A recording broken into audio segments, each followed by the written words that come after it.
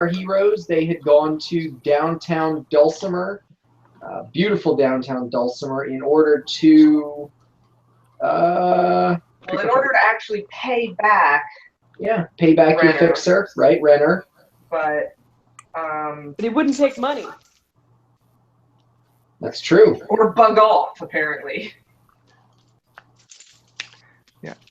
So he wants us to do a favor for a friend in order to get us all tickets to the ball. Yeah. To the shindig.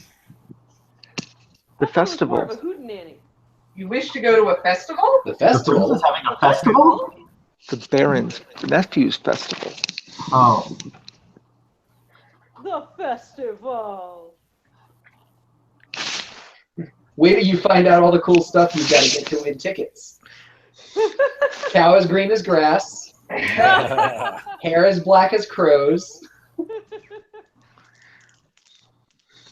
The drow as white as milk. Whoa, what? Hey, I didn't say it was going to be an easy quest. I am mashing up Broadway and D&D, and it is delightful. Why hasn't anyone done this? I'm pretty sure that I do this almost weekly.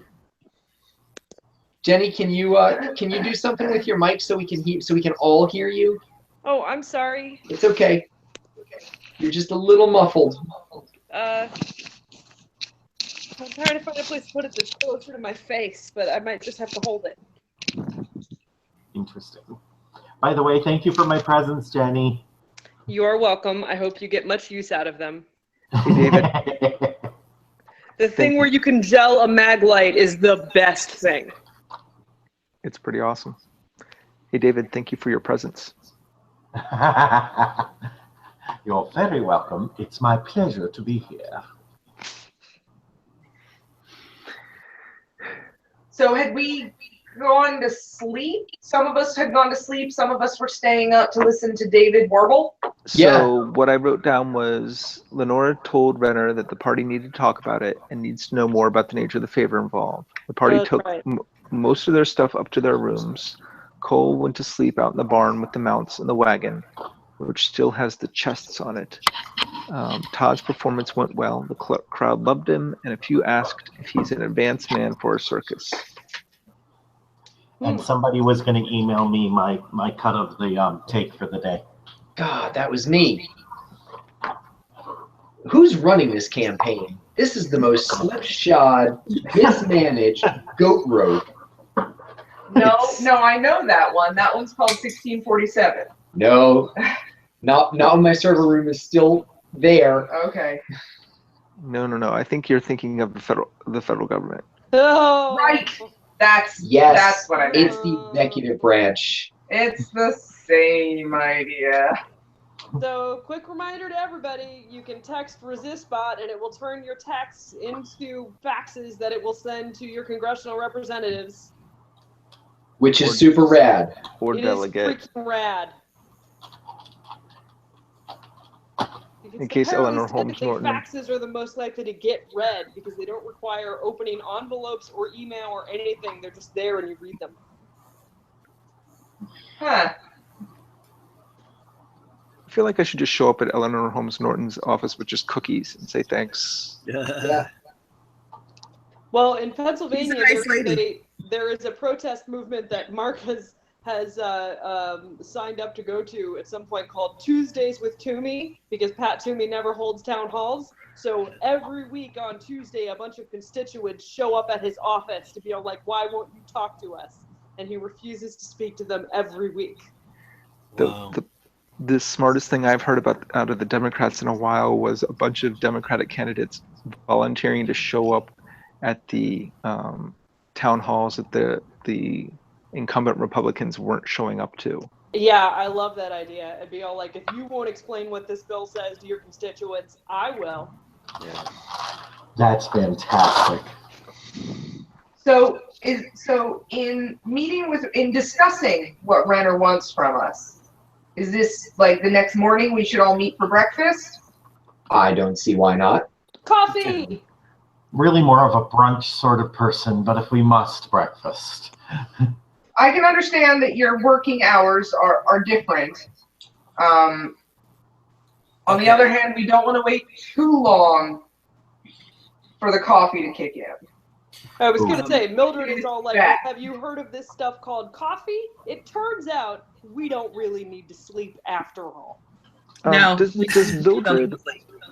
Mildred or Nas have like an alarm spell or an alert spell or There is ritual? an alarm spell.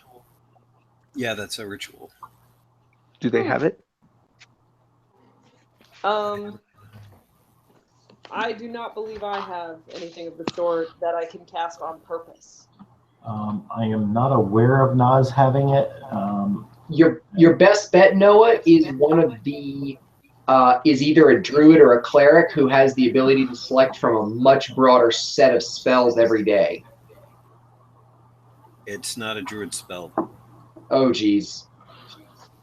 You know the one I'm talking about, though, right?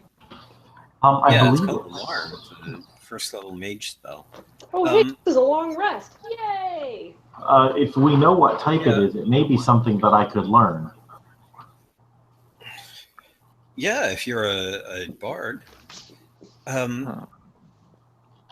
I meant to do the thing where I cast Goodberry before I go to sleep. Okay. As long as you got the slots.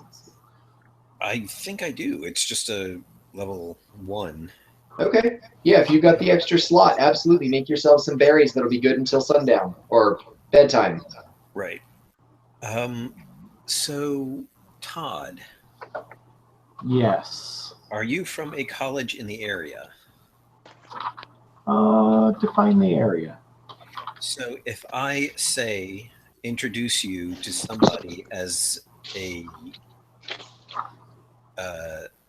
somebody from this area, do you know this area well enough to say yes? Yeah, it's gonna be Nas or nobody. Nas isn't from here though. What about Lenora? Okay, So I need a ruling on that based on proximity because I don't actually know that answer. Nope, it's not a paladin spell. Todd, you're gonna be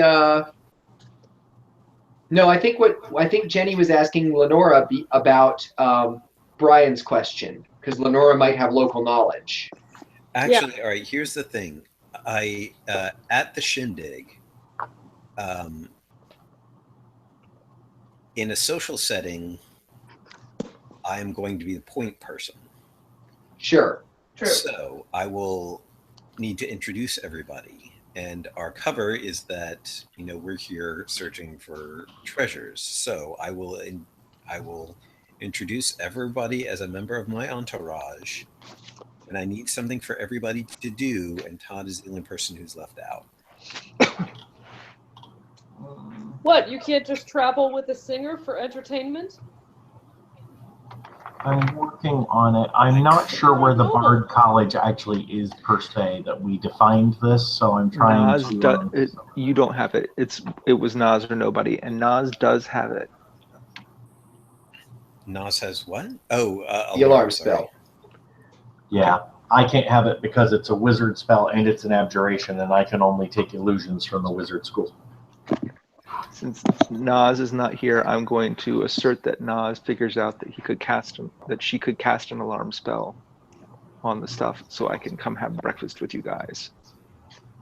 That's a really sound piece of thinking there, Noah. Yep. You're one heck of an idea, man. No, I'm not. Nas thought of that. Oh, yes, Nas. Well played, Nas. Dreadfully clever. Frightfully so. All right, so Noah, not Noah, JR.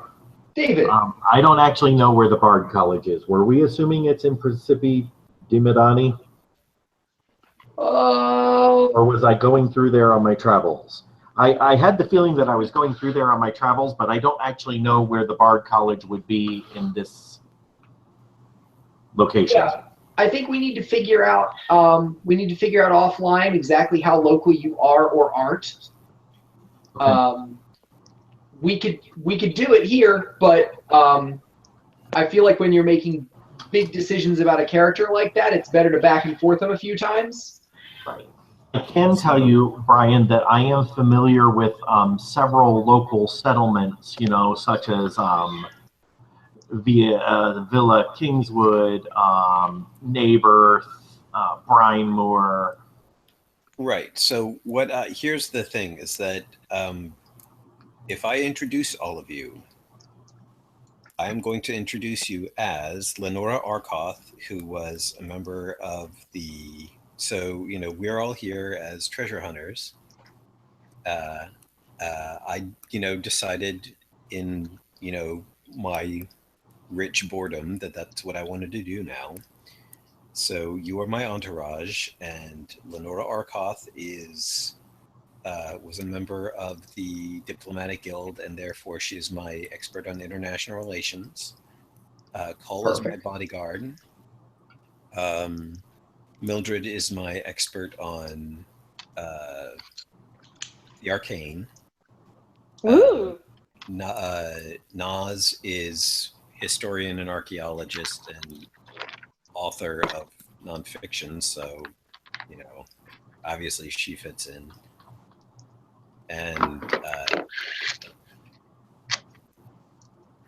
And Snow, problems just melt away in the presence of Snow. Yay! The problems just, yeah. Snow is a I think you should Gryffindor. be all like, and Todd, well, it's his wagon that carries our luggage. What was Lenora's role? International relations. So I think there's probably an argument to be made for having someone on your team who specializes in ancient history and having someone else who specializes in extremely recent history, right? Yeah. Digging up the rumors and songs in any given town.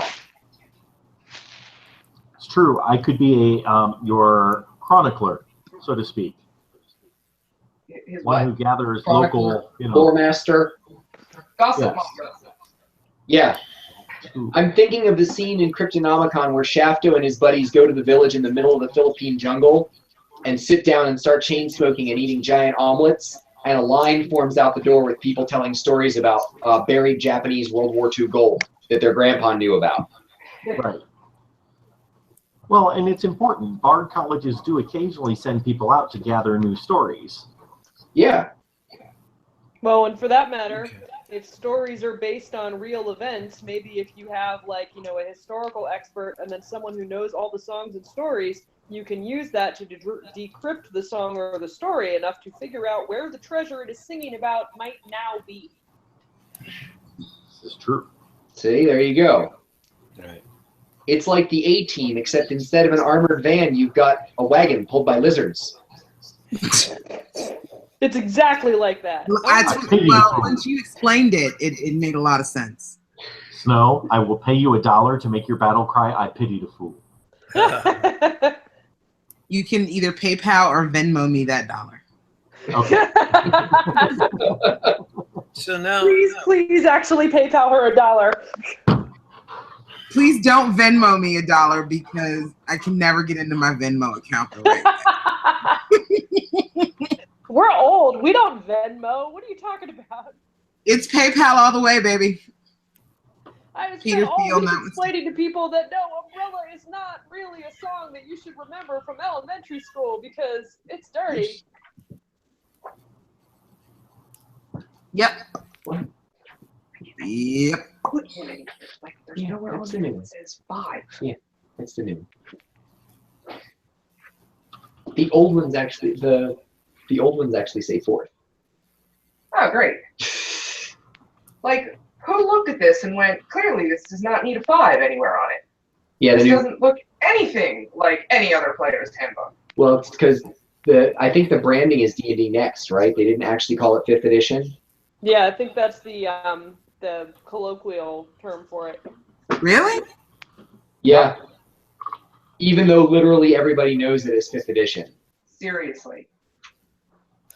Well, it's kind of like how it was all like, oh, Windows 3, Windows 3.1, and then they were like, Windows 95, Windows XP. At some point, they just decide numbers are boring. Numbers are born. I'm just kidding. It's a joke. It's like you, Thanks, Worst Winona. possible. like you said that to Joke. a rocket scientist. I just had an argument about numbers at work today. So we're at breakfast and we're getting to know our new party member and discussing Renner's offer, which was vague, and he's not around to clarify. Right. But that was sort of part of the plan because really it was my intent to discuss whether we wanted to continue our association with Renner or whether we wanted to take our findings back, Bubbles, go from there. We do need to take our findings back to Bubbles, but I feel that this is a good opportunity to get at the heart of what we're here for. Mildred agrees, and she also thinks it's a good opportunity to figure out what's going on with all these vampires and werewolves. Okay, might want to keep that one sort of on the, Under your hat. Yeah. That's why I'm discussing it with only you guys. Okay. Good job, Mildred. Yeah, I did good. She uses. I need to wear my hat. In the middle of the common room, but OPSEC is actually a dwarven verb that means to keep your mouth shut. So well, I feel like for a dwarf it would mean like, keep the hole in your beard closed. Yeah. that's the literal translation. Yeah. They don't have a word for mouth, it's just beard hole. Yeah. Well, OPSEC means a beard with no hole. We were sort of translating that. We were Tokyo drifting that one a bit. Anyway. So how does this sound for a plan? What if we tell Renner that we are potentially interested in this lead that he has on tickets to this schmancy do, but that we have obligations that we need to fulfill back in Ravensport. And so we go back and liaise with Bubbles, see what he's got for us, and then come back to Dulcimer in a few days when perhaps Renner has more concrete information for us, since the information he had is decidedly not concrete. It's very wet concrete. It's really sand. So I don't.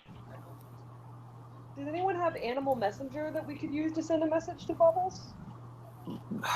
I would check Naz's character sheets. It's in Roll20.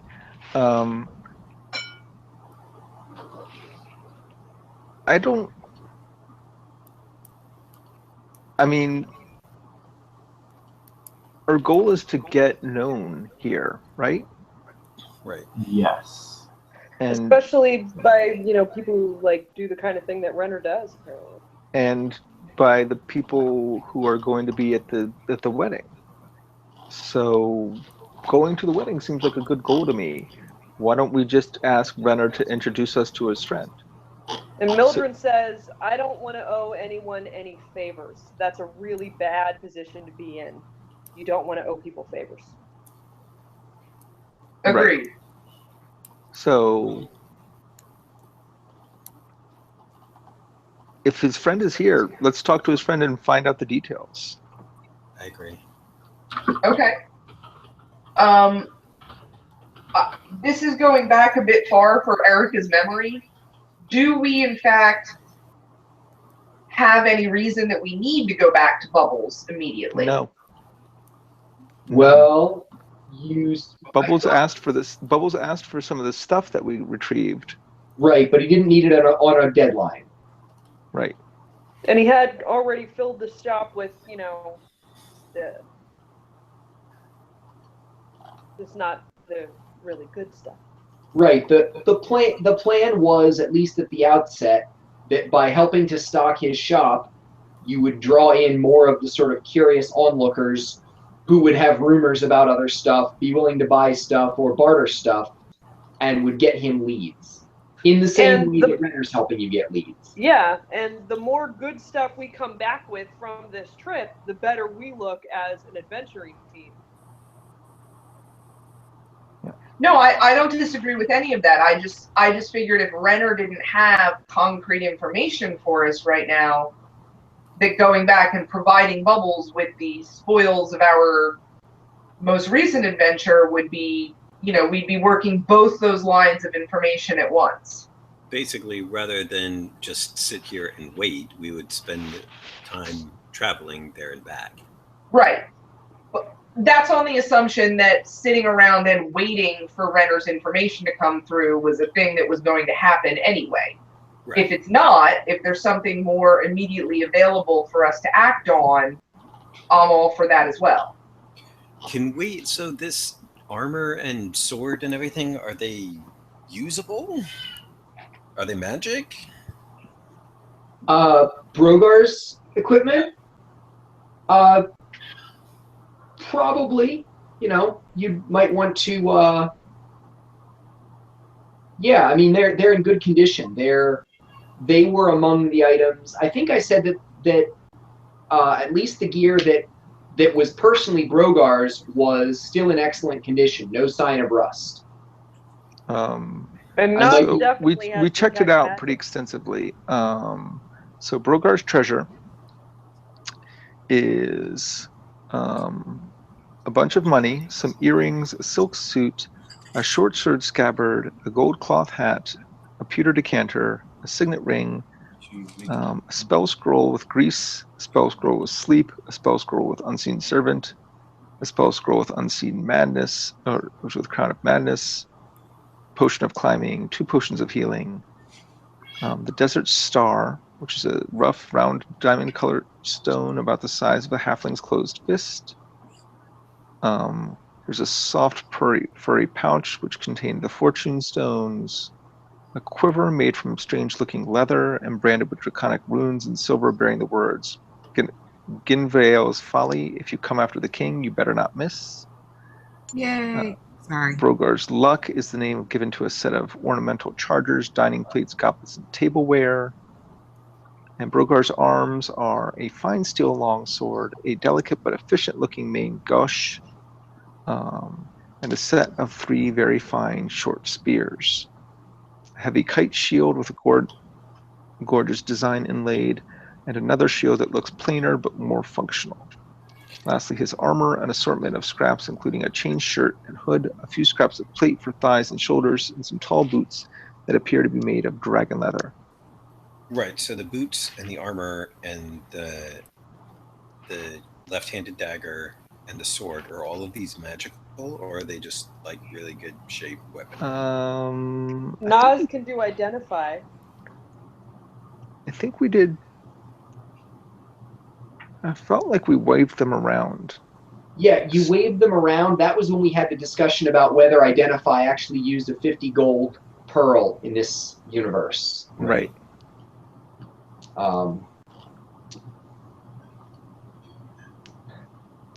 Yeah, we waved them around. I think we discovered, we determined they were finely made, but not magic.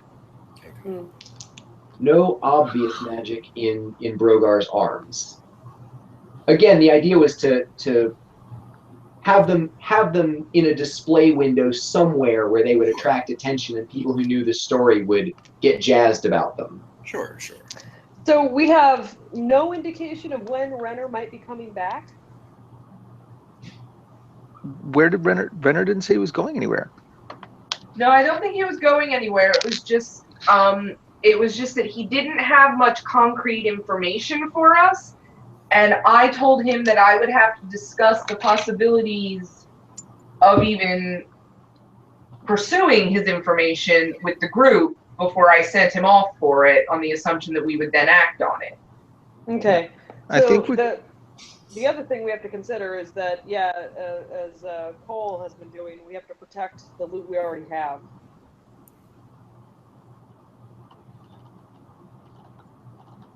Well, I think we should talk to the guy to see what the favor is. I mean, if the favor is carry some stuff to a place we're already going. Ravensport. Ravensport? Ravensport. Or if it's do something in Ravensport, great. If it's go totally the opposite direction, then then we need to consider what else to do. But until we know what the favor is, right? Why bother? Agreed.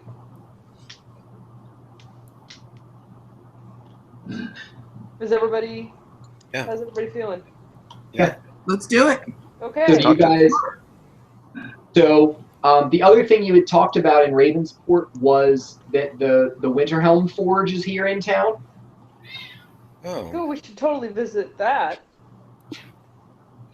And not let them know we have a whole bunch of their stuff that they might want back. Well, we might get a lead on who the twins. The twins were, the nameless twins. That's a good point. When did we talk about that? Didn't we? That was dinner with Grandmother Owl. Oh. Didn't she tell you that the Winterhelms still live in Dulcimer? Yeah. If she did, I completely failed to write it down. I believe she like did say that. She did, but we were at the time trying to pursue whether she could still remember who the twins were, and she could not. But then I think she casually tossed off that the Winterhelm Forge was in Dulcimer.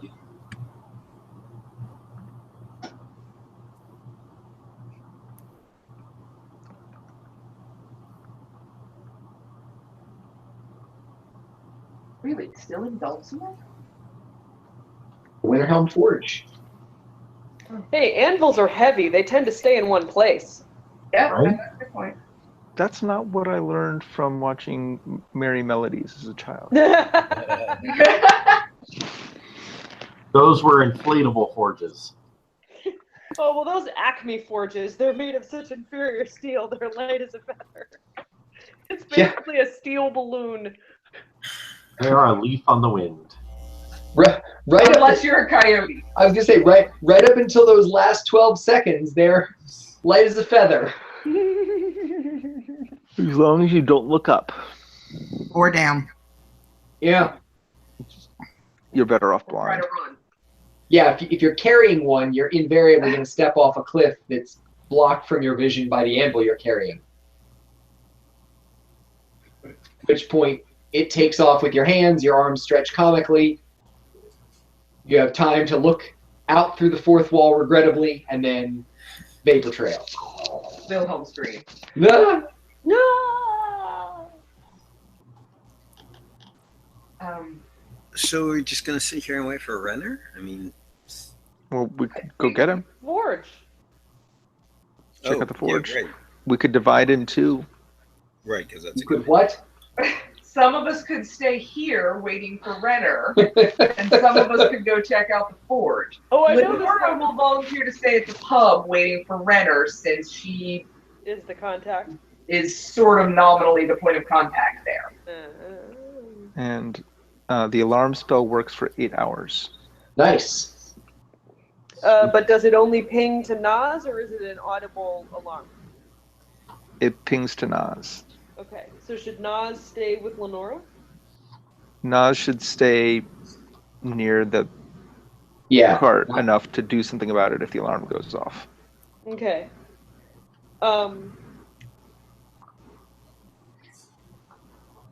To Odd, given that we put him as a tail gatherer, we'll go to the forge. Yeah, well, and Mildred being both a cloth wearer and a little bit concerned about security is thinking maybe she doesn't need to go to the... I mean, it would be cool, don't get us wrong. She loves big hot fires that you shove things in, but she doesn't wear mail, she doesn't know anything about it. Maybe this is not the most useful place. Also, they have coffee here. Oh, well, I mean... I knew as soon as you started discussing all of your reasons, I was like, this is going one place. Hey, What you is should have heard the coffee? excuses I came up with in my head for buying the new midnight mid-mocha frappuccino today at Starbucks. Oh, did you try that? I had to go to Starbucks. Oh, you did? I did. That's true. How was it? I think I would have liked it better as a hot drink. Oh dear. Okay. Good to know. But I figure, like, Snow and Call, like, you know, they probably go to Forges all the time. Yeah, probably know Yeah, their way there around you a go. forge. So who's going to the forge? Frankly, they could probably use some touch-ups on something or other. Okay. Todd is going because, you know, there's a story he might learn from. Absolutely. Okay. And what did Mildred arrive at? I heard the reasons. I didn't hear the conclusion. Staying by the Staying coffee. at the inn with Lenora and Nas. Okay. And the coffee. To meet Renner, whom she might have a tiny crush on, and drink coffee and protect the wagon full of loot. Okay. I Snow, you going to the forge or you're staying for coffee? think I'm going to the forge. Cool. Okay. So far it's Todd, Snow, Caradwin. Yes. Anyone else going to the forge? So it's just me here trying to run interference between the coffee and Mildred and Nas. Mildred. Good luck with that. Cole, which direction are you going? I honestly don't care. I'll defer to Lenora. Lenora, where do you want me? I kind of like you still guarding the wagons if you're okay there. I will obviously be happy to ferry you out some food and anything else you should so desire. Erica? The spell on it. Oh, Erica? we have a spell on it. I'm sorry. I didn't realize that was what the spell was. Yes, there's an alarm spell on it, which is why Nas is staying close. Okay. Nas will yell if something's wrong. I'm sorry. Whoever stays back is your response force. I'm only getting about half of what comes over the microphone. So okay. Sorry. Okay. Then maybe Cole should stay with us. Okay. I'm good with that. I mean, what kind of trouble can Todd, Snow, and Caradwin get into? All kinds. I haven't caused you any trouble. All right. Todd, Caradwin, and Cole visiting the Winterhelm Forge. And away we go. And away you go. So what's the play? You guys walking in as potential customers, just gonna waltz right in? Is there a story you guys are all gonna agree to, or are you gonna wing it? Well, we're here to get information about, you know, Brogar Sparrow and his family. All right. Right? Oh, yes. All right. Yeah. We're interested in some ancient lore. We heard about some twins. When you guys get to Brogar Sparrow, when you guys get to the Winterhelm Forge, you find a reasonably appointed building. It's nice. It's in an older part of town, and all of you know, those of you who were in the barrow, the two of you who were actually down in the barrow, recognize the forge that sits outside the shop from the tapestries. Oh. The anvil, the ovens, the billows are all basically still in the same place. The architecture of the building nearby has been altered a little bit over a couple hundred years, but the yard where the work goes on outdoors is still largely the same. There's a replaceable, probably frequently replaced wooden roof or shingle roof over most of the yard to keep the rain off and the sun off, but it looks exactly like the place in the tapestries. There's a fairly young dwarf working outside. He looks like he's making metal rings, about 2 inches, probably for riding tack. And there's a tiefling working the bellows. Well, okay, that's okay. He looks up from his work. He's got a nail between his teeth, or maybe a pin or a bolt or something. But through clenched teeth, he says, "Hello, welcome. Counter's inside." Hi. Have you been working here long? Just, all day. Yeah, no, I'm a Winterhelm. We live here. I thought the Winterhelms were dwarves. He is a dwarf.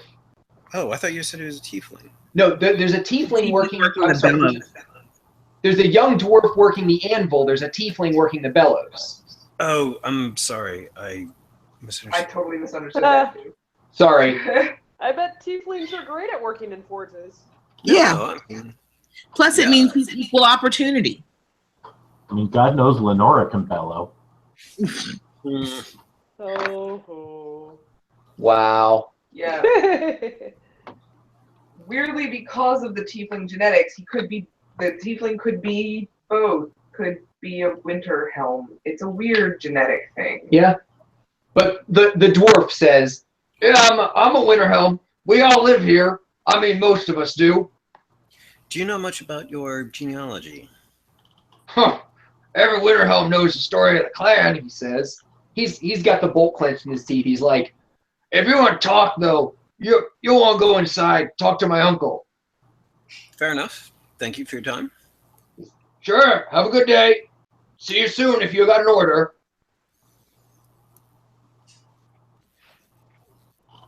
Okay, I guess we'll walk inside, or if Sure. Eric's agreeable. Sure. Inside, you see a dwarf who looks almost exactly like the kid working the anvil. Is that racist? All dwarves look alike? I mean, maybe. Only if you're beard blind. Yeah, if you're beard blind. The beard does cover up a lot of facial features, but he does have a striking resemblance. The biggest difference is he's obviously older, and he's wearing an apron, but it's a very nice apron, and it doesn't look like it's ever had dirt on it. He's clearly in the shopkeep trade and not in the forging line of work anymore, now that he's got a nephew. Says, "Good morning. Hello, good morning. Beltar Winterhelm at your service." He bows somewhat formally and eyes the lot of you, from smallest to largest. Lady Caradwyn Bolingbroke of Leicestershire. And Milady. And thank you. And these are my companions. I was wondering, do you know much about your genealogy? Yes, I have the same reaction when anyone else asks me the same question. But I am Beltar of the Winterhelm clan. Says, "I could bore you to tears telling you the story of the clan. We all learn the story of the clan. We are. You've heard that dwarves are proud of our clans, I'm sure." Oh, indeed. I was at Dame Cheltenham's school for ladies. I had a very good friend of mine was a dwarf. She made some of the greatest homebrew, and in an all-girls school, it's really good to know the person who can do the homebrew. At any rate, we ran across in the story of Brogar's Barrow and the Winterhelm clan a story of a mention of twins, but no mention of their names. I was wondering if you could help me with that. In the story of Brogar's Barrow. And the clan of the Winterhelm. Well, now Brogar the Faithful. Of course, we owe our clan to Brogar. Great-grandfather Jonas. No, I don't know as there were any twins in the story of the Barrow. Hard pressed to think of. In the history of your clan of the Winterhelm. Oh, in our clan history, I'm sure we've got twins. I mean, twins. Do we know what relation they were to Jonas? You do. Let me see. They were Jonas's sons. No. No? No, Jonas's kids were Bagi, Balki, and Brogi.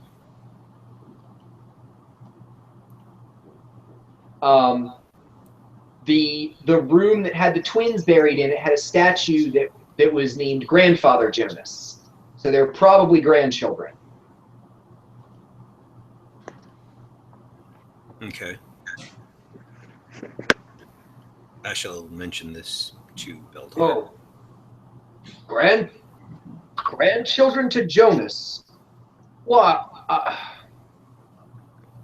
No, I can't say as I remember.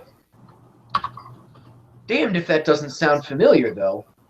We all learn the children's names. And Ormhilda and Awena both married away. Damn, that sounds so familiar. And the great-grandchildren? No, the grandchildren. No, do you remember the great-grandchildren? Well,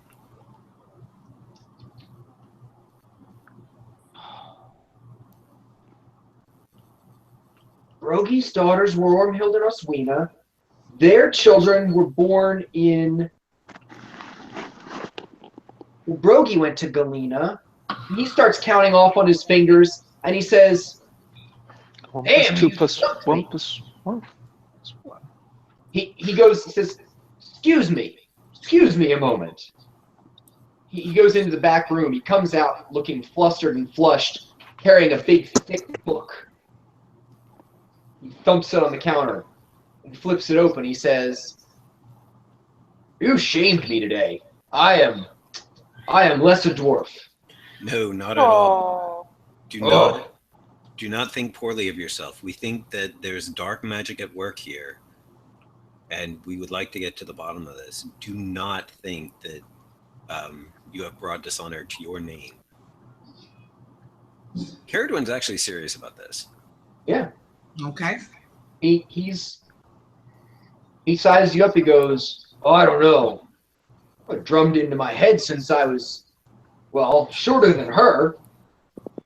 Points, or shorter than, wait, is Naz a him or her? Yeah. Naz is a her. Naz is her. Shorter than her, anyway. Naz stayed behind. Naz isn't here. I'm Oh, happy with right. your group at the moment. Oh, it's Todd. It's Todd, not Naz. God darn it. And Todd's a boy. Todd is a boy. Shorter than him. He opens up the book and sort of flips through it, and he goes, by God, they've spilled something. He says, it ought to be right here. He turns the page around. You can see a big black stain. It looks like someone spilled ink on the page.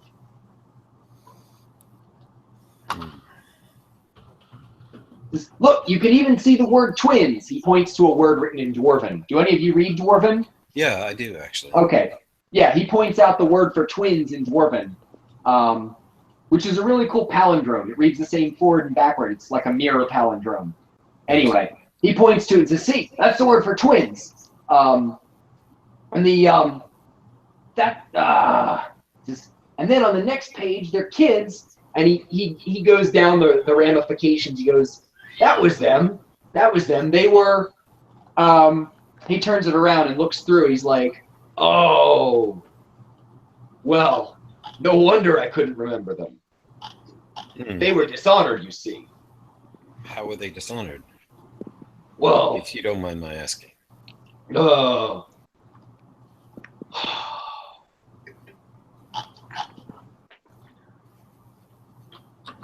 Brogi went to Galena and left the forge in the care of those boys who were Bagi's boys. And when Brogi got back, he found the forge closed and those boys locked up in jail.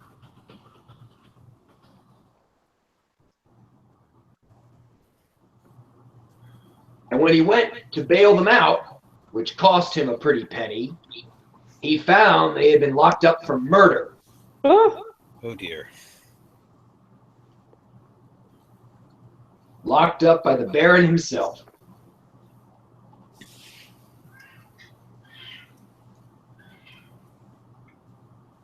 Of course, we get the clan history through Brogy's line, Bigie's and Dalkey's lines not being, well, as prosperous. So we don't have the truth of it. Is that a cat? Whose cat is? Cat has something to say. The cat clearly has the truth of it, he says. But if you ask me, there was always something shady about it. They done something wrong. Does it say who they killed or why? Well, that's just it. It says Brogy had to pay off their debts. Sprung them out. Pretty penny. Of course, he had the he and Brogar's family both had the annuities coming in on account of selling off some of their treasure to the Baron. Huh.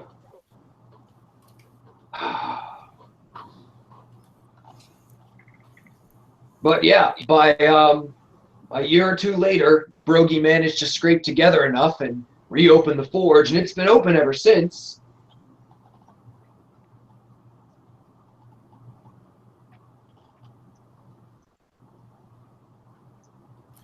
Does the Witcherham clan have any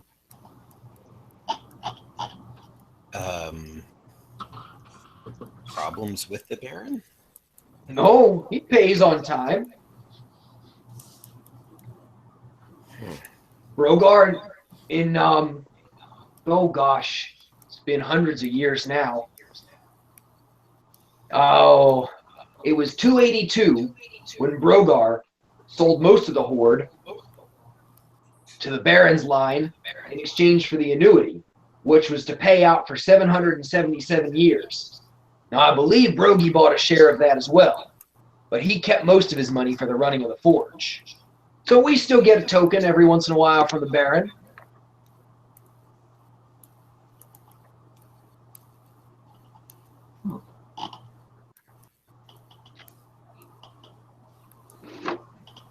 No, he pays on time.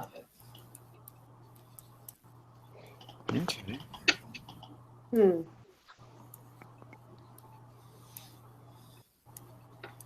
But there's no other mention of who they killed or why, or what the fallout was other than the weregild that they had to pay.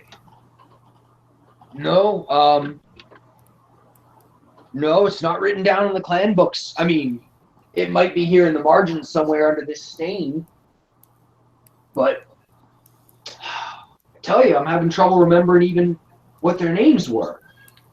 Steve, Richard, Dave. it just doesn't sound like a Winterhelm name. I know, there's a lot of Daves. Stefan? Mutton? Button? No, I can't remember. Can't say as I do. You say there's magic at work here. There Ephraim? may be, yes. Yeah, Ephraim. Ephraim? What's the name of a... Doesn't ring a bell. Yeah. Well, I don't imagine you would run in necromantic circles, so yeah, he probably would be unknown to you. No. No, that's the... Rogie always insisted that it was a trumped up charge. But we never got I don't know that anyone ever told us who was actually dead. Do you have Really? a date? Do you have a date at least of when they were incarcerated? Well, now we know that in 512 Jonas was buried, and then in 722 Torwin became a baron, and in 725, yes, in 725 they were convicted of murder. Oh, and they had their magic rings seized. What? Their rings. They had made rings from dragon's gold. Oh boy. What And when Rogar went to get them back out of jail, it was... Of course the rings were gone. Weren't they? Uh-oh. From the Horde. It's a puzzle.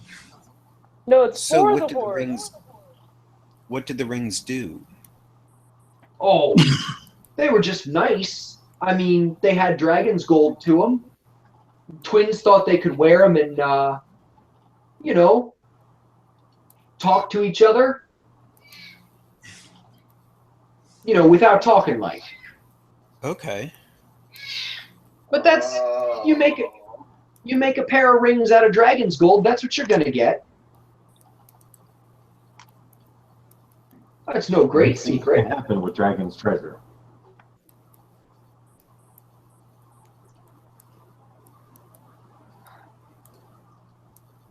Okay. So that's something. But if someone wanted a set of rings like that, they could have just asked for them at the forge. We would have made them a set. No, there was something not right there. You would have made them from Dragon's Gold? Sure. Well, I mean, back then in the 720s, we still had some of the Horde. Ah. Oh. I mean, Rogar's Horde that he brought back was from a dragon. You know that part of the story, right? He killed a dragon. Oh, yes. Okay. Our whole family fortune is on dragon's gold. I mean, how much of our gold now has ever been sat by a dragon, I couldn't tell you. I bet we've got a couple couple old gold coins somewhere that have been sat on.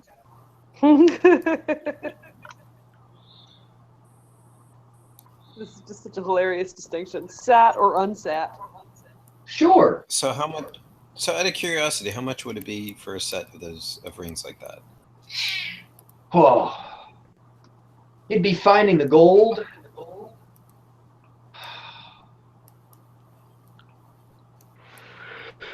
Well, it'd be finding the gold and it'd be finding the magic. Oh, it'd run you in the hundreds. Okay. Well, that's what we couldn't figure out. I mean, we had, when the twins were around, we would have had a fortune in dragon's gold. All of our wealth was intact while they were locked up. Just this one pair of rings they made went missing. Almost like they were really magical. Or the Baron. Is this a quest? Are we about to be on a quest? I mean, a different quest? Okay. JR? Step 1, check to see if he's got a glowing, like, diamond on his head. Yeah. Is that what's happening? There's no golden punctuation in the room. Because What about like a really big kind of red fiery eye hovering somewhere over the building?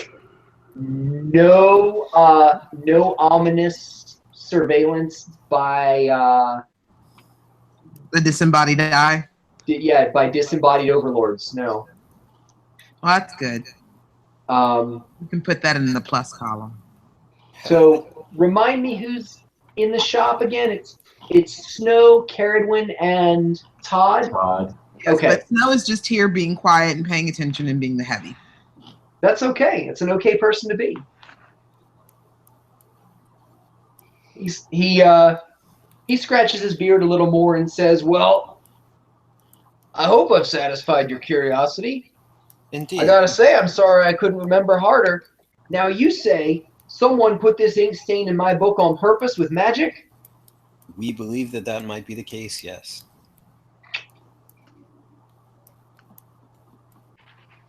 So I'm not gonna know those boys' names ever again." It seems unlikely. Unless we can undo the magic. Is that the sort of thing you're likely to go around doing? If we can, quite honestly, it is not our main goal in being here, but if we can accomplish this, we certainly will. Really? Well, the winter Yes. helps. Well, if you do, I hope you will come back here and tell us those names. We would be to lose the name of our ancestors. You understand, that's not... I very much understand, sir. Of course you would, my lady. So, if going around undoing magical ink stains isn't your main goal here, what does bring you to the lovely metropolis of Dulcimer and her bustling streets? He sort of looks around and rolls his eyes. We are treasure hunters. Oh, that's why you come to talk to me. You think you can find the barrow? We have other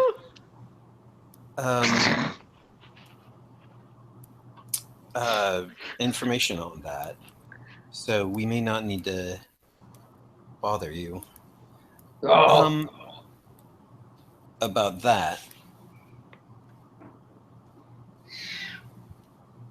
But we were curious as to the story and how your clan fit into it. Well, sure, the barrow was family cemetery for generations. Most of us, most of the first few generations were buried there. Ormhilda, Oswina, they come all the way back from Galena to get buried there. That's quite a trip. Well, you said you're from where again, milady? Leicestershire. Well, you've been to Galena. Yes. Well, you know how far it is. Indeed. And I'll turn to Lenora's like, I cannot believe that I have to say this. You realize if I fall, you have to send my body back to Leicestershire, right? Well, I'm not there. Oh, you're not there. Okay. Right. It's Todd and Snow. Okay. But you can tell them. Okay. Leicestershire, indeed. To what family again? Bolingbroke. Ah, indeed, Bolingbroke. Todd, reaches into his pockets and scribbles something on a scrap of foolscap. So, treasure hunters then. Yes. Dangerous outside the walls. Likely to need your sword sharpened. Armor touched up. Horses shod. Such like things like that. Well, my armor is not metal. Our horses, yes, are shod. But lizards. Do you shoe lizards? You put metal things on their claws. Ooh, like little talon covers? Yeah. So Caradwyn has no problem like giving these guys like her sword to sharpen for, half a gold or whatever it is, for the information basically to. Right? All right. I mean, if that's what this guy is angling for is for some work, Caradwyn has no problems tipping the help for information. Snow has metal. So he's not so much the help as the manager. No, I got it. But you. Yeah, he runs the show, and of course he's angling for work. Right, and he's a dwarf, so he doesn't want me to just give it to him, but he wants like work, and yeah, I'm grateful for the information, so I'm perfectly happy on,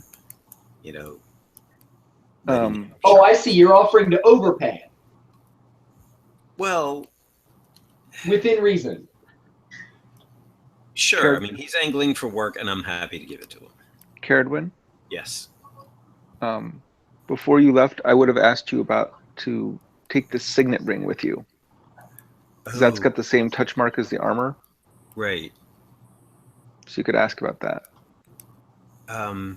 Okay. I will ask, do you know the significance of this ring? He looks at the signet ring. and looks it over and says, well, this signet's... He looks up at you. Looks at the signet ring again. Looking for Brogar's barrow, you are? Well, We did say we had some information about it. Some information. Oh, great. Rolls his tongue around in his cheek for a second. He's like, well, hold on. Like, is there a reason for this substitute? I mean, do we need to? yeah. Well, yeah, I don't think it matters that much. Okay, very well. Yes, we did find this in Brogar's barrow. I didn't think You know this was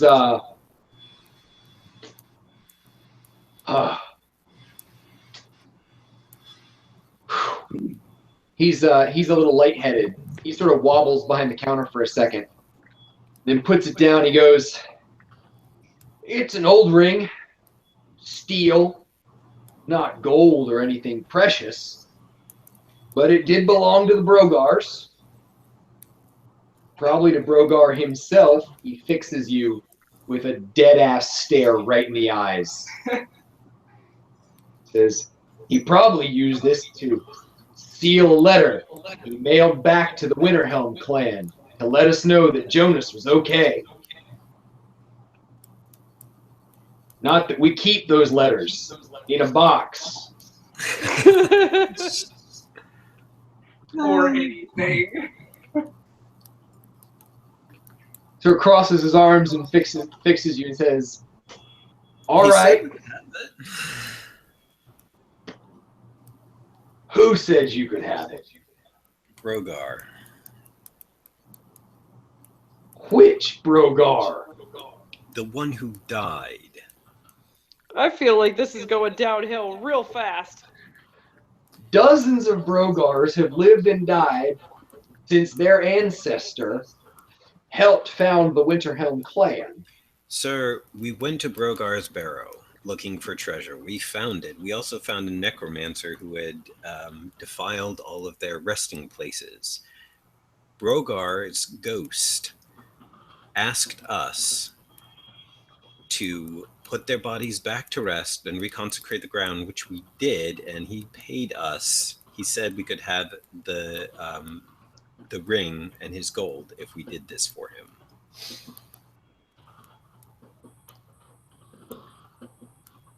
You've been to Brogar's barrow?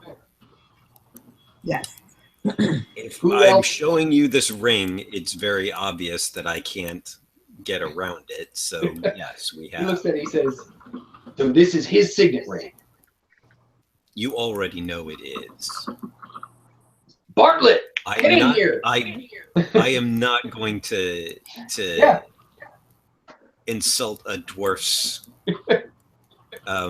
knowledge of metallurgy and lie to you and say that it isn't. Bartlett, get in here. The ringing stops. The other dwarf runs in and wipes his hands off on his apron. Says, "What is it?" He hands him the ring. He's like, "Go put this in the back in the box." He says, "I will pay you double its worth. And believe me, that is a fair price. Who else have you told the location of the tomb?" None. Nobody else has been able to spot where the ring came from. How many others have seen it? None to my knowledge. He steps out from behind the counter, bars the door, and turns the sign around in the window. Except for the rest of our group. How many are you? Don't answer that! We are enough. There's tons of us. We're badasses. So many. Caradwin, how many are you? We are 7. This isn't. I mean, do I get the feeling that he's like gonna start some stuff? Maybe we could say there are several. Locked us in the forge. He doesn't look angry. He just looks like someone who found a lottery ticket and is being extraordinarily careful with it. Right. That's what I got. I didn't get the feeling that he was being adversarial about this. No, he's just his fight or flight reflex has kicked in. His pupils are huge.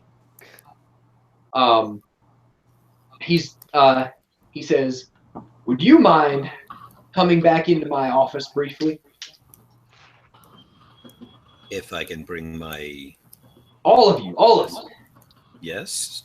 He hurries you all out of the shop, into the back room, closes and locks the door, and puts the key out on the table in the middle of the room. Says,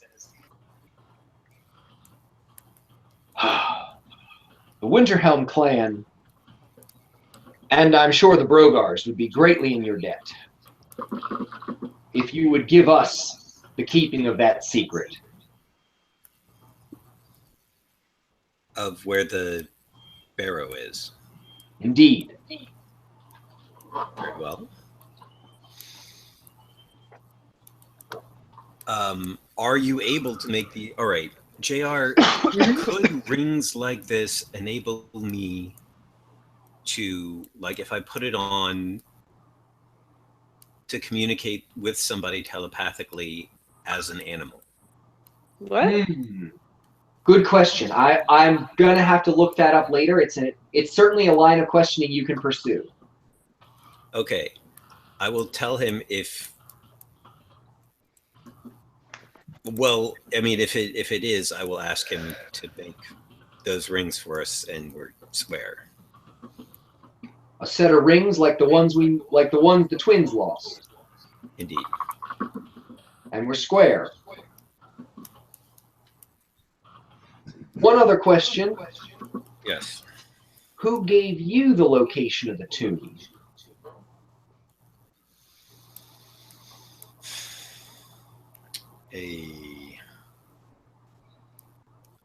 A very nice old lady.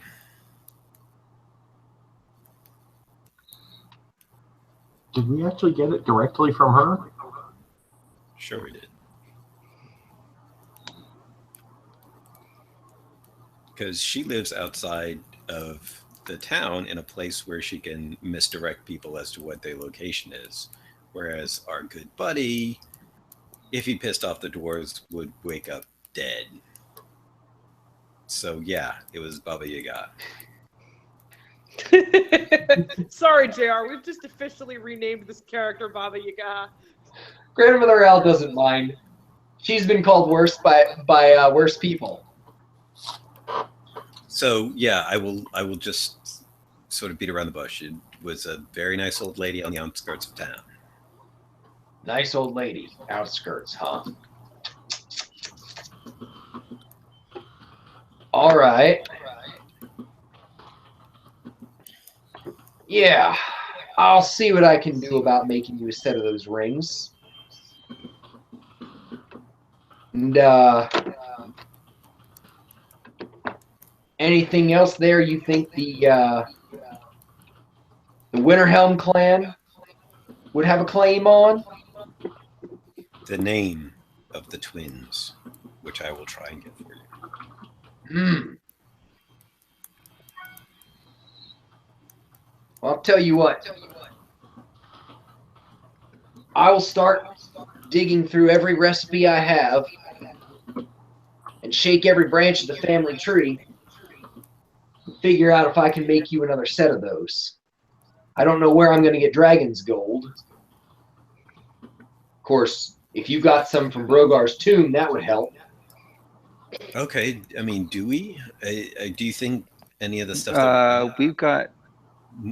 The only gold stuff we got from Brogar's tomb was 90 gold pieces and a gold cloth hat. So those gold pieces could be made out of dragon's gold, but that doesn't seem likely to me. Well, it's more interesting whether or not they became dragon's gold after they were gold pieces. I will... Right, so I will say we may have some. I doubt it, but I can bring it by and we can... Well, it'll take me It'll take me some time to look it up, but I'll buy them off you at... Oh. We'll come to some arrangement. Does one of you know how to make a map? I do believe. I probably could, but I will defer to Todd's artistic abilities are likely better than my own. All right. At this point, it's contract negotiations, and it's also almost 10:30. Oh wow. So let's wrap up the contract negotiations. We'll finish them up by email, just to make sure that we're square on what everyone's bringing to the table on both sides of the deal. And if we have to roll any dice to establish who can bluff or negotiate which side, we'll do that. Although it sounds like both parties are dealing in pretty much good faith. Sounds good. Okay.